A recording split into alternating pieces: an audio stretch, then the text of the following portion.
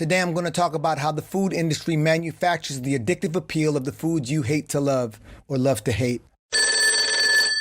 Have you ever started off saying, I'm just going to eat one chip, and then found yourself licking the barbecue flavor out the corners of the bag? From its inception, the food industry has been trying to figure out ways to keep you coming back for more. One of its most common tactics is funding its own research to enhance the marketability of certain foods. Other means involve the use of our subconscious perceptions of food to increase the sales of food. Throughout the rest of this video, we are going to be discussing the latter in detail. We've got 2 case studies. I'm going to be moving pretty fast. Feel free to stop, rewind, take notes, whatever it is you need to do. Welcome to another episode of Advice from a Jackass. My name is Romany Malco. I am the founder of the PEP, the People's Empowerment Platform. This is where growth-oriented people come to discuss the possibilities of holistic success. We cover everything from psychological wellness to financial integrity and everything in between. Let's get it started. If you're really into food and nutrition, thinking about adopting a healthy lifestyle, or just looking for a good educational story, well, this is the place for you. There were these 3 bears. I'm back on track. Firstly, taste engineering is the process by which information about how we sense taste is used to develop optimal perceptions of flavor.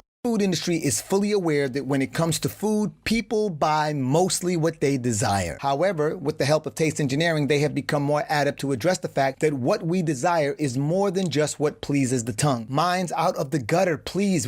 Can we just do this thing on taste engineering?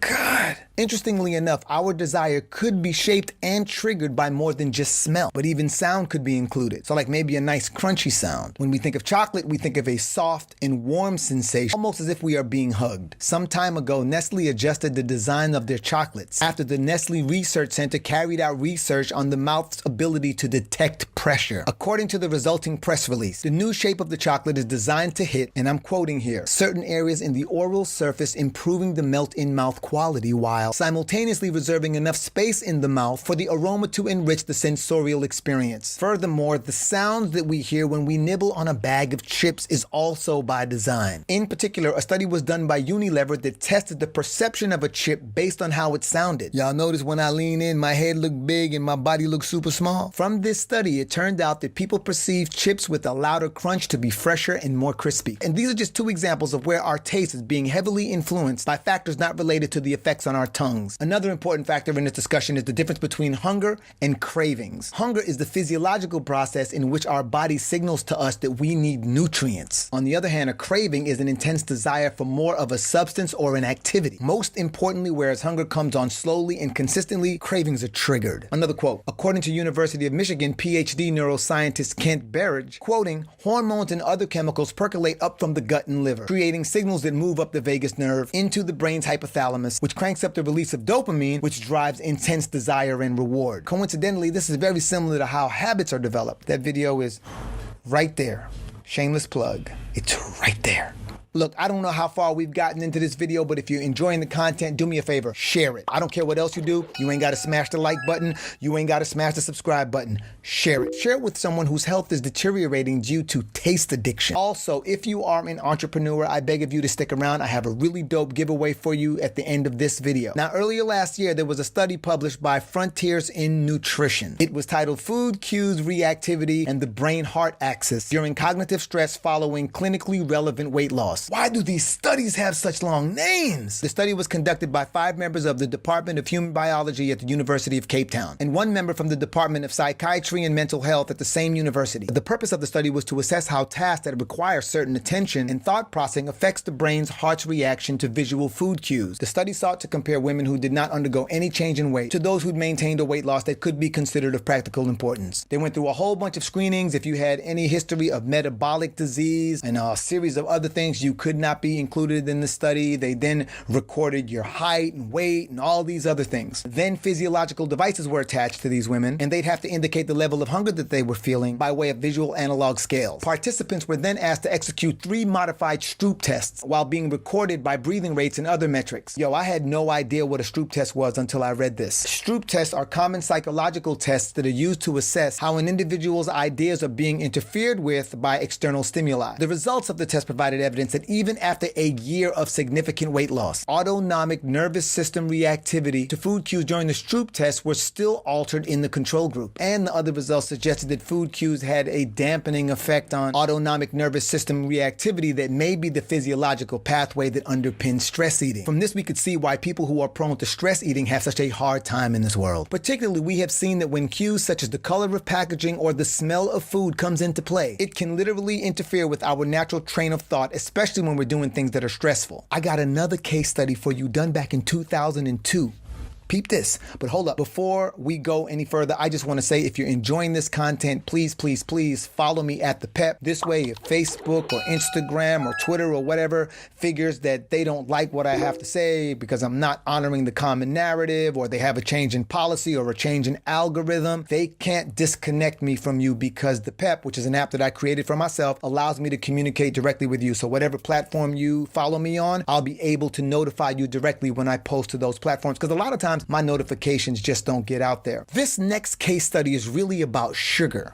But peep this. This one was published in 2002 in the North American Association for the Study of Obesity. Title: Evidence that intermittent excessive sugar intake causes endogenous opioid dependence. The object of the study was to see if withdrawals from sugar could cause the same signs of withdrawals experienced when withdrawing from opioid addiction. Since tasty foods stimulate neural systems that are also involved in drug addiction, it was thought that excessive intakes of sugar might create the same dependency as well as symptoms of withdrawal. This study was carried out by the Department of Psychology at Princeton University. This study was done on male rats. They'd be deprived food for 12 hours daily, and then for the next 12 hours they'd be given 25% glucose in addition to chow, whatever the chow would be for rats. Withdrawal signs were measured through several different processes, such as observations, ultrasonic recordings, EPMs known as elevated plus maze tests, and in vivo microdialysis. And in case you were wondering, vivo microdialysis is for the measuring of neurotransmitters. The study concluded, and here's a quote from one of the people who conducted the study: repeated intake of excessive sugar created a state in which an opioid antagonist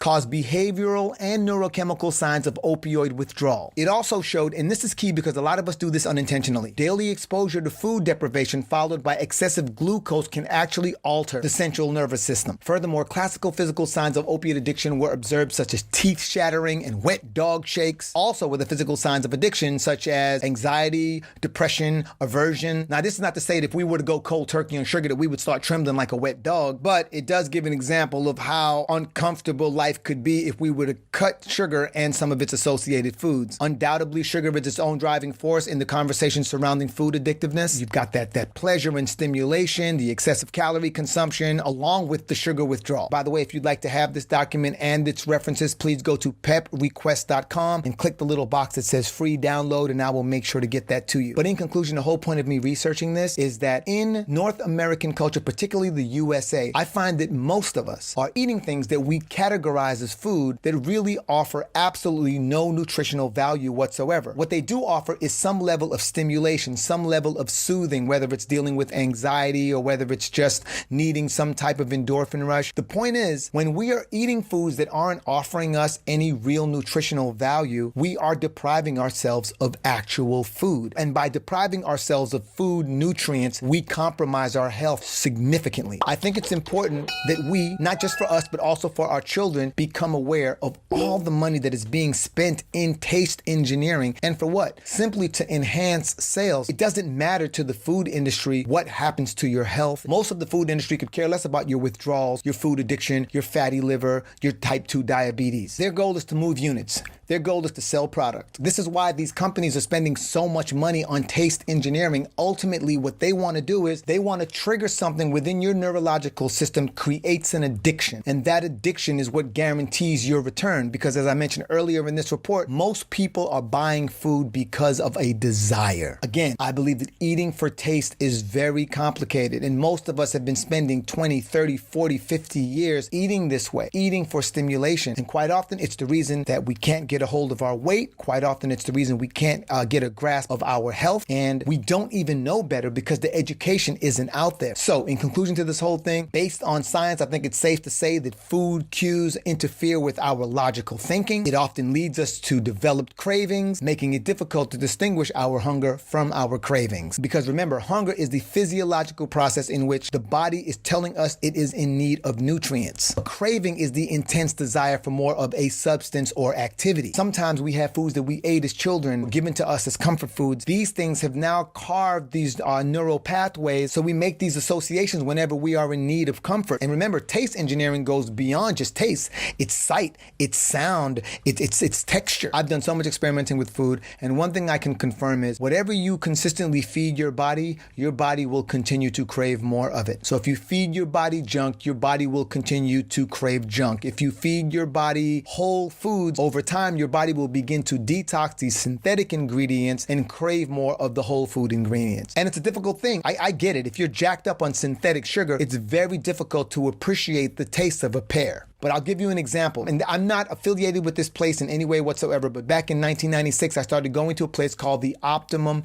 Health Institute. It's a place where you basically go, you detox, you drink wheatgrass, you drink a thing called Rejuvelac, which is basically quinoa soaked in water until it ferments, and then you just drink the water. It doesn't taste great, I can tell you that right now. But you do wheatgrass enemas, you do colonics, you drink about 4 to 8 ounces of wheatgrass a day, you eat raw vegetables, you do 2 days of juice fasting with just green juice, and you detox, man, and all kinds of things come out of your body that you didn't even know were there, but you feel energized, you feel enlightened, man. I can't even explain what it feels like. If there's ever a way to feel like God put his hand on your shoulder or God put her hands on your shoulder, that must be what it feels like. Everything just seems more crisp. And literally after leaving that place for the first time, I've been going there for decades now, but right after my first visit there, I had cauliflower, and I was surprised at how pungent cauliflower actually was. But there was no way for me to know that being jacked up on synthetic sugar and all this other stuff. But when I had done that detox and my blood was cleaner and my palate had recalibrated itself, taking a bite of cauliflower, it was pungent. And same goes for cherry tomatoes and all these other things. They suddenly start tasting like sweet treats. So I would just want to offer to especially people who come from my community, I beg of you to consider not always eating for taste, and to consider what is the nutritional value of every single thing that you put in your mouth. That's one of the things that I try to do. Whenever I sit down to eat a meal or pick what my meal is going to be, I try to consider what nutrition is being offered to me by eating this. If it isn't a lot, it's probably not going to be something that I eat. Bottom line, I want nutrient-rich food. I want that for my people. I want that for everyone in the world. I want everyone to have the benefit of eating nutrient-rich food. And when you're living in a food desert, it's very difficult to access that. Most of what you get is foods and packages, etc. So, in conclusion, my whole thing is, please, let us try to be more mindful of taste engineering. Let us try to be more mindful of the difference between hunger and cravings. And let us try to be more mindful of what nutrients are being offered to us and what we decide to consume. I'm gonna leave it at that. If you like this content, once again, I beg of you to just share it. I don't care if you hit the like button. I don't care if you subscribe. All I want for you to do is share it and follow me on the PEP. If you think this stuff is valuable, please go to peprequest.com and request an invite. This way, in the event that Facebook or any of these other platforms get their panties in a wad and decide that they want to change their algorithm or that they have a change in policy, it will not prevent me from staying in communication with you and notifying you with posts just like this one. My name is Romany Malco, the founder of the People's Empowerment Platform, and this concludes another episode of Advice from a Jackass.